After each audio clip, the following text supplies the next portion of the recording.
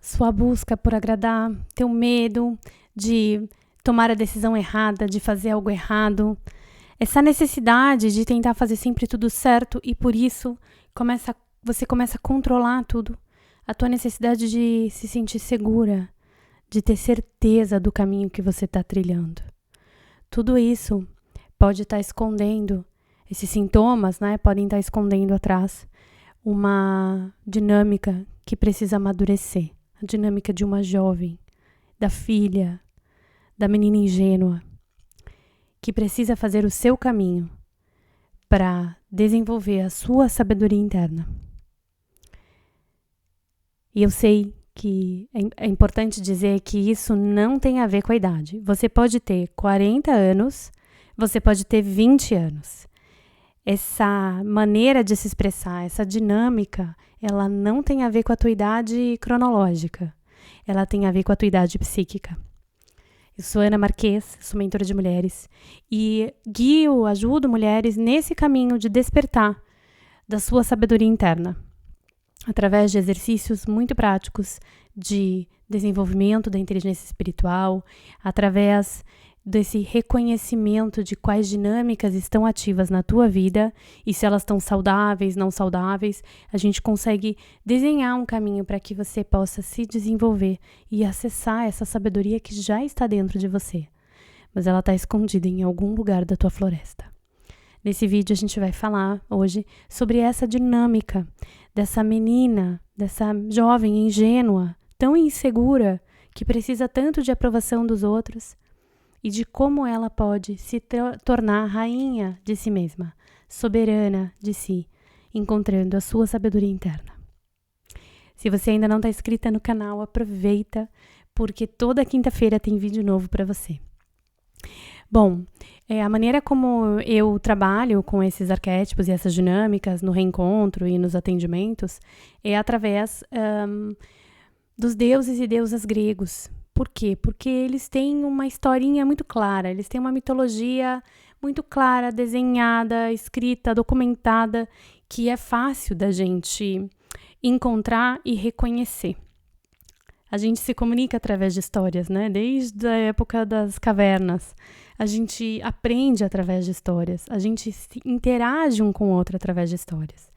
Então, essas histórias, dessas deusas, dessas dinâmicas que existem em nós, elas nos ajudam a entender aonde que eu preciso melhorar, aonde que eu preciso focar para sair dessa dinâmica, para melhorar, para evoluir essa dinâmica.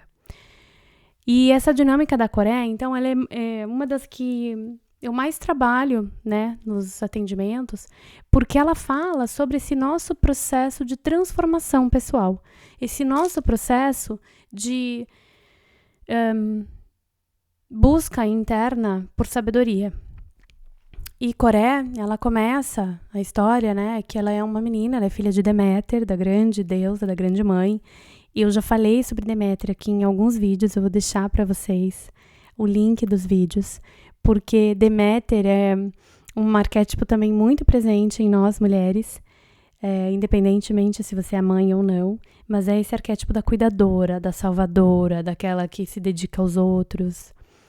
E então Coreia vive no terreno da mãe, né, nos campos verdes da mãe, e essa mãe Deméter é muito nutridora, cuida muito dela, às vezes até um pouco super protetora e invasiva, né, depende muito dessa dinâmica que a gente teve. E acontece que Coreia tá brincando com as suas amigas e ela vê uma flor, ela vê um narciso ao longe. E ela então vai em direção a esse narciso. E quando ela está chegando perto para cheirar esse narciso, o chão se abre e dele sai uma carruagem preta e ela é então raptada por Hades. Hades, que é o grande deus do submundo, a leva para o submundo. E lá ela passa por uma jornada e ela então se torna Perséfone. Veja que interessante, ela deixa de ser Coreia e ela se torna Perséfone. Ela muda o nome. O nome é aquilo que nos chama na vida, é aquilo que nos identifica, né? E o que acontece nesse período, né? O mito de Perséfone e Coreia estão de Coreia e Deméter estão totalmente entrelaçados. Então, o que acontece é que a mãe Deméter fica desesperada em busca da filha. Ela é a grande deusa da nutrição, da natureza, das colheitas. Então, ela entra em depressão. Todo o mundo entra num grande e rigoroso inverno. Ninguém tem mais comida, ninguém tem mais colheita, né? Então, os deuses se unem. Enfim, a história é mais longa e detalhada que isso, mas os deuses se unem e pedem, então, para Deméter, por favor, né, volta a dar vegetação, e ela só consegue fazer isso com a volta da filha. Então, eles pedem para Perséfone e para Hades trazer Perséfone de volta, ou para Hades permitir, né, que Perséfone volte, e ela volta. E quando ela volta, então, volta a ser primavera. Esse mito, ele era muito trabalhado nas escolas de mistério de Eleusis e tinha todo esse trabalho, esse entendimento do ciclo da vida, das estações do ano. E apesar de ser sobre uma mãe e uma filha, e a gente pode também relacionar isso com a tua mãe, né, com alguém que tem esse arquétipo de mãe para você e você mesma na vida, esse mito fala sobre muitas coisas, mas especialmente ele fala sobre os nossos processos de transformação pessoal.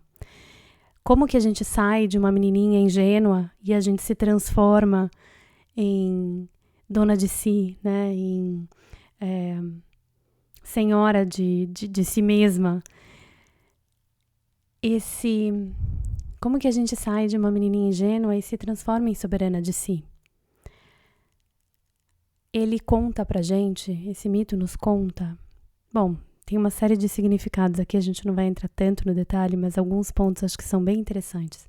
Primeiro, que essa Coré, essa menina, ela tem ela não tem a própria visão da vida, ela vive dentro da visão da mãe, ela vive dentro da visão de outra pessoa.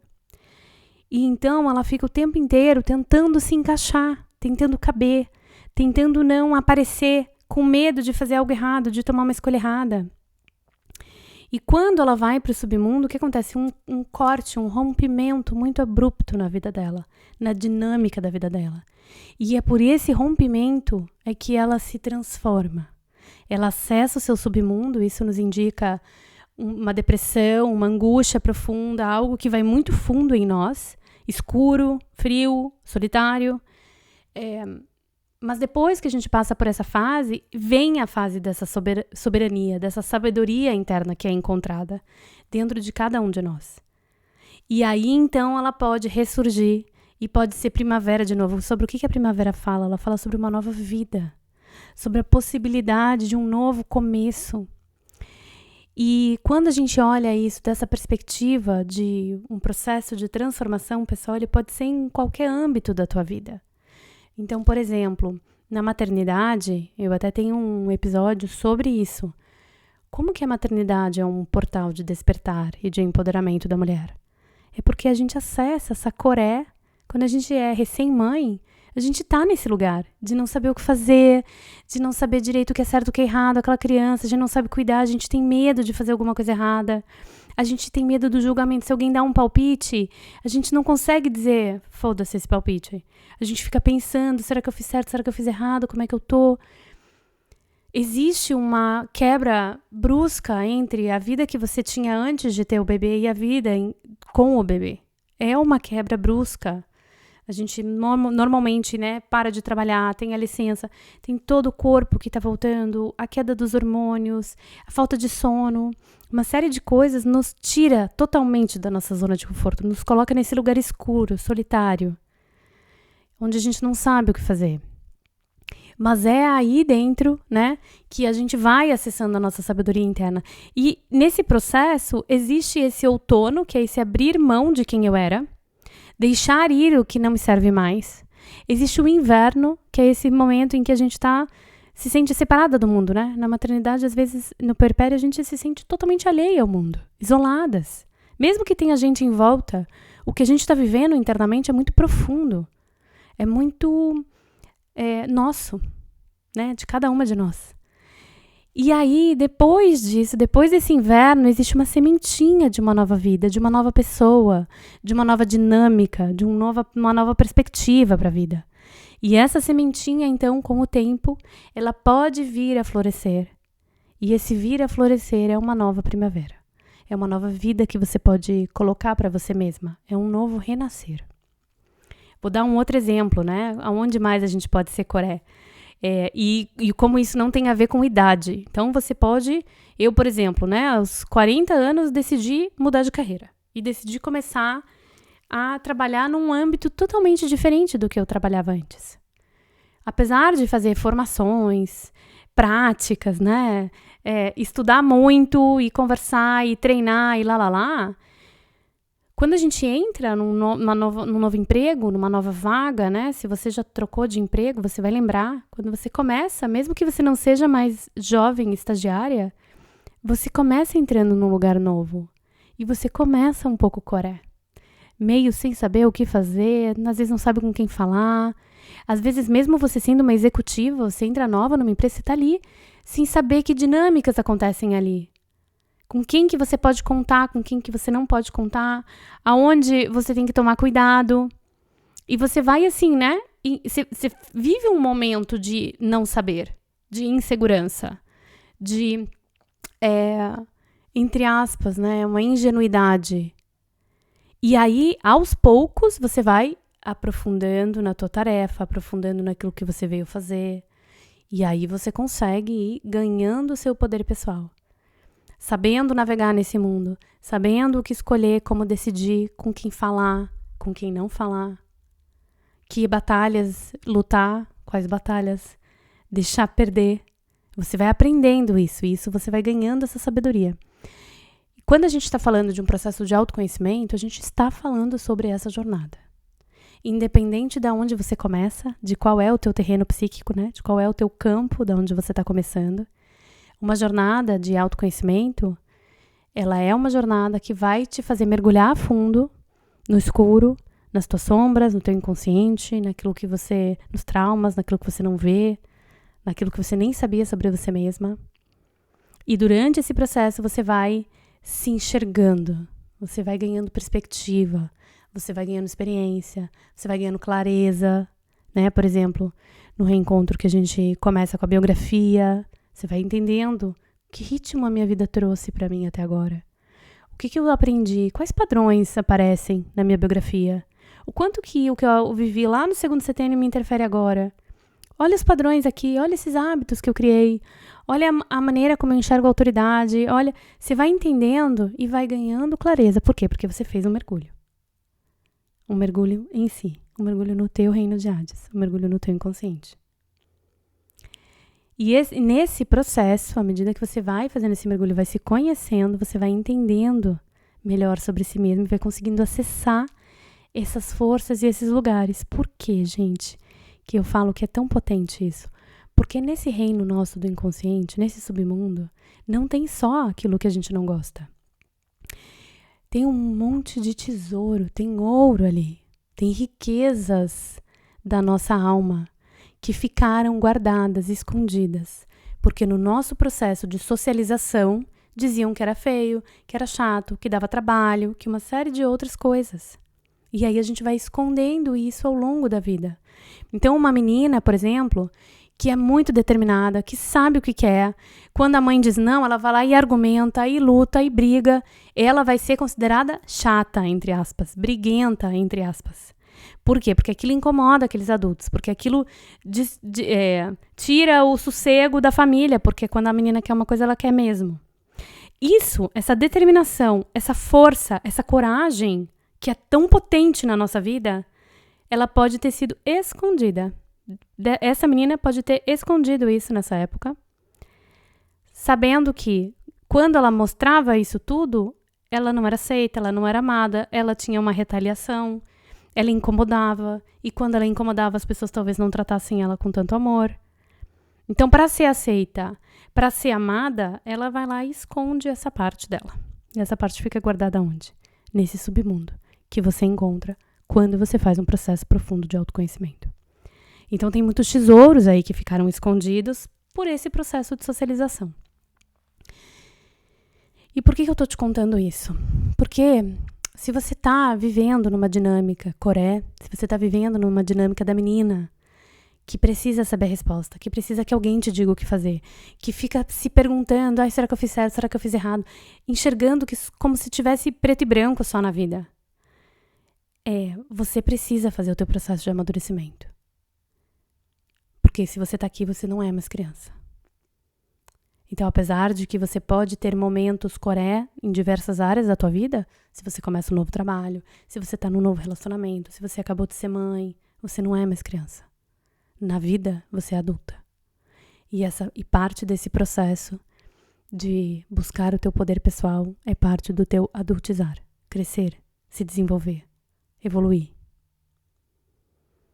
Observa em que momentos da tua vida você tá tão dependente de saber o que é certo.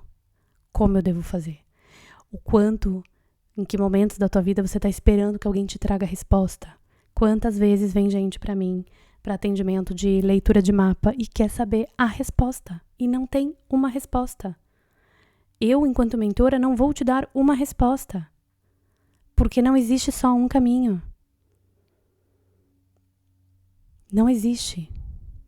Existem 1000 possibilidades. E a maior bênção que a gente tem e a maior maldição que a gente tem é que a gente pode escolher. Essa história do livre-arbítrio, né? Nos coloca uma grande oportunidade e uma grande responsabilidade. Que quando a gente tá nessa dinâmica coré, a gente não gosta. É pesado demais ter que escolher. E é por isso que é importante a gente adultizar. Para que você possa fazer um processo também dentro desse processo de autoconhecimento e entender que a resposta não vai vir da tua psicóloga, da tua mentora, da tua astróloga. A resposta vai vir de dentro de você. Essas pessoas, esses profissionais, vão te abrir com um pouco mais de clareza quais são as possibilidades dos caminhos que estão se apresentando. Isso sim, a gente consegue fazer. Trabalhar com o simbólico desse caminho. Te ajudar a entender melhor o que esse simbólico está falando. Mas não existe uma resposta. Existe a tua resposta, que você vai encontrar dentro de você. Ninguém mais vai te dar isso. Se você tem vontade de fazer esse caminho, está disposta, eu tô aqui, disponível, pronta para te ajudar, através do reencontro ou de qualquer outro processo. E se você ainda tá colocando o pezinho nessa água, ainda não tem certeza se quer fazer ou não, dá um like aqui nesse vídeo, se inscreve no canal, porque toda quinta-feira tem um vídeo que vai trazer uma reflexão diferente para você. Isso pode te ajudar no teu caminhar. Até o próximo vídeo.